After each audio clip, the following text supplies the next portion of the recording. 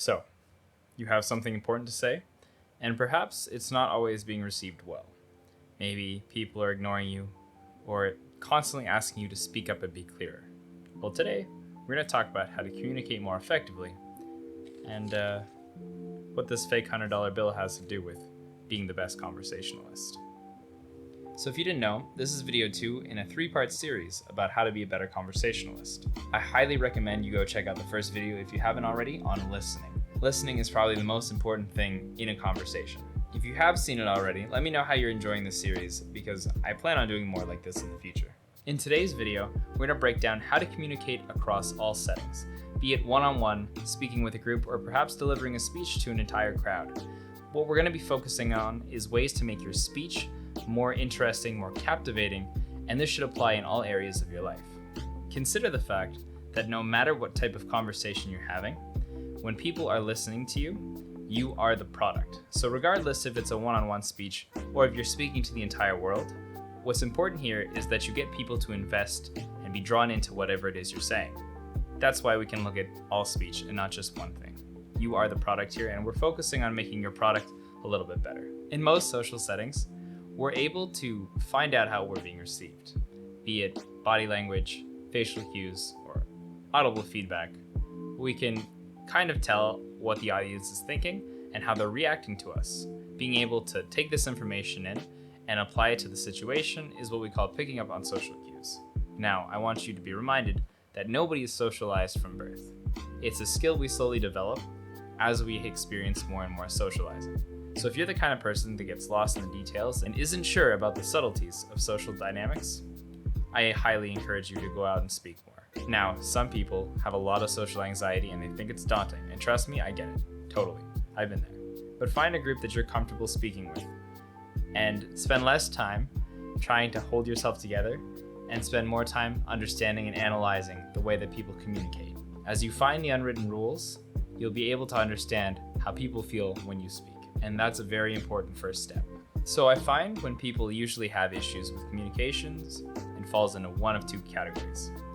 They either speak way too much about everything and this kind of word vomit just throws up all over the conversation, or they say absolutely nothing about themselves and this exchange becomes more of a nothing. I'm going to suggest what I like to call the 90-10 rule. The idea here is that when you are trying to engage or tell a story and you're not sure about how it's going to be received, you hold back 90% of the details and you give it 10%. If the people that are listening to you are receptive or engaged in it, then you can slowly bring out the details. Nobody needs to hear every detail all the time. And it's always good to only let things come out more and more as you know that people are invested. This will help you stop from boring people before you get your point across.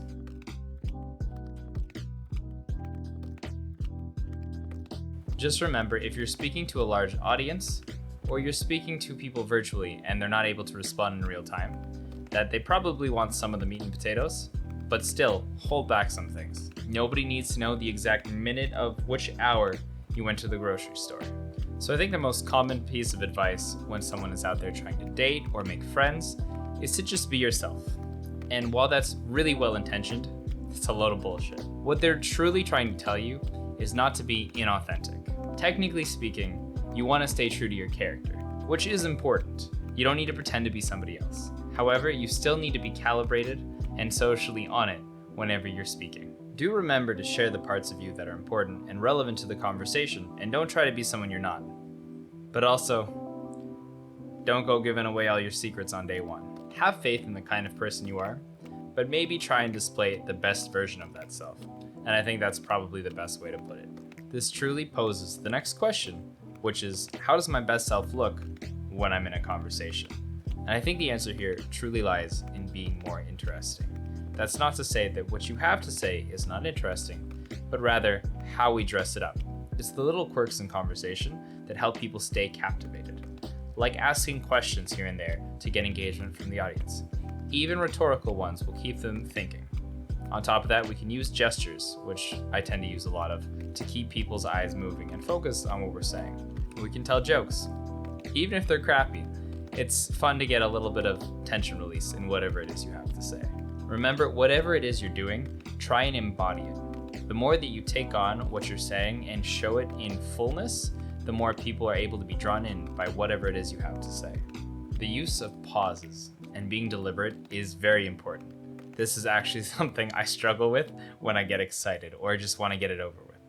And that is to say that if you slow down, take your time, and really help build the speech that you're trying to get to, people are more inclined to follow you.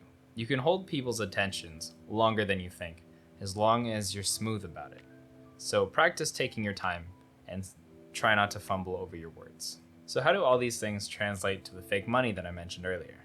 This is gonna sound crazy, but embodying your conversation or your speech really does help, even if it manifests in props in a non-cheesy way.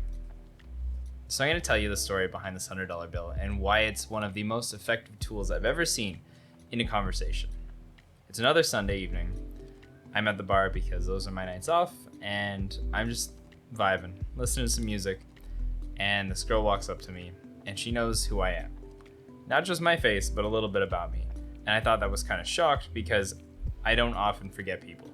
I think I have a pretty good memory, and normally if I've been talking to someone, I might not remember their name, but I know their face, I know their story, and this person had that on me. They had the jump. Her and I really hit it off. We had a good laugh, we had some good conversation, and things just seemed to flow naturally. We ended up talking a lot about how people present ourselves, and I think she was talking about a marketing class and how to best present yourself to the world or be memorable. At the end of the night, when we were splitting ways, she brought the conversation back to about how to well present yourself and be memorable. And then she handed me a bill with her face on it, and on the back of it, it had her phone number. As much as that's a little bit tacky, it's something I'm never gonna forget. And for her to find a way to use our earlier conversation and bring that into something relevant now, I thought it was so unique. So that wraps up what I have for you today.